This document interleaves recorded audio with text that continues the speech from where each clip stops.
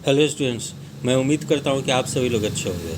आज दिनांक 22 अक्टूबर 2022 हिंदुस्तान समाचार पत्र में बिहार लोक सेवा आयोग से संबंधित एक महत्वपूर्ण खबर प्रकाशित हुई है। शीर्षक है बीपीएससी छात्रों से लेगा बदलाव पर फीडबैक। तो बिहार लोक सेवा आयोग 68वीं प्रारंभिक परीक्षा के पहले छात्रों से आवेदन के समय ही फीडबैक लेगा। आवेदन में फीड का विकल्प दिया होगा।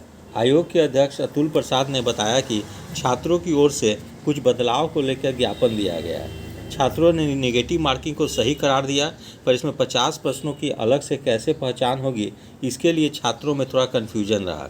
छात्रों का तर्क था कि सभी प्रश्नों को एक समान कर दिया जाए। कठिन और हल्के का प्रावधान सही नहीं है। आयोग के अध्यक्ष ने कहा कि 68वीं परीक्षा के लिए आवेदन जो है माह के अंत में लिया जाएगा। जनवरी में परीक्षा नहीं ली जाएगी। इसमें कुछ बदलाव संभव है।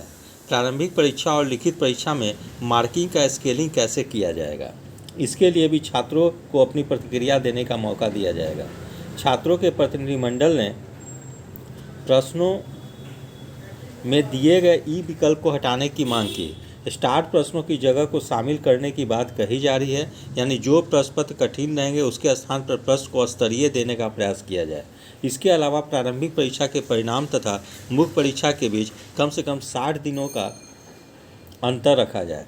मुख्य परीक्षा में मूल्यांकन से पूर्व शामिल प्रोफेसरों या शिक्षकों को अंक देने के मापदंड के संदर्भ में सलाह दी जाए। बीपीएससी के संदर्भ में कोई भी जानकारी आयोग की वेबसाइट पर दी जाए।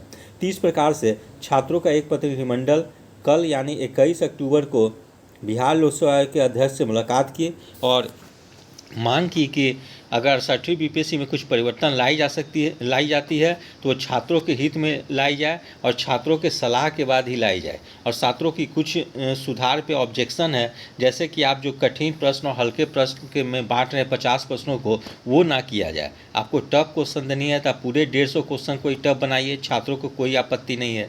दूसरा है कि पीटी और मेंस के एग्ज़ाम के बीच में कम से कम 2 महीने की गैप होनी चाहिए। जैसे अभी क्या थे कि 67वीं बीपीएससी की मुख्य प्रतियोगिता परीक्षा दिसंबर के अंतिम सप्ताह में होने वाली थी और 8 जनवरी को ही 68वीं बीपीएससी प्रारंभिक प्रतियोगिता परीक्षा की डेट रखी गई थी। तो ऐसी स्थिति में अभ्यर्थियों को काफ़ी परेशानी होती जो 67वीं बीपीएससी की मुख्य प्रतियोगिता परीक्षा में सम्मिलित होते हैं। इसीलिए छात्रों ने मांग की कि कम से कम 2 महीने की अंतर होनी चाहिए मेंस और पीटी के एग्ज़ाम में। पीटी और मेंस के एग्ज़ाम के बीच में 2 समय होना चाहिए, लेकिन 2 विज्ञापन है तो उसमें कम से कम 1 महीने की अंतर होनी चाहिए। और ई ऑप्शन को भी हटाने की बात छात्रों द्वारा मांग रखी गई, क्योंकि ई ऑप्शन के चलते छात्रों को काफ़ी परेशानी होती है और कई प्रश्न जो है विवाद में रहते हैं, उसको ई ऑप्शन देकर उसके आंसर को सही करार दी जाती है।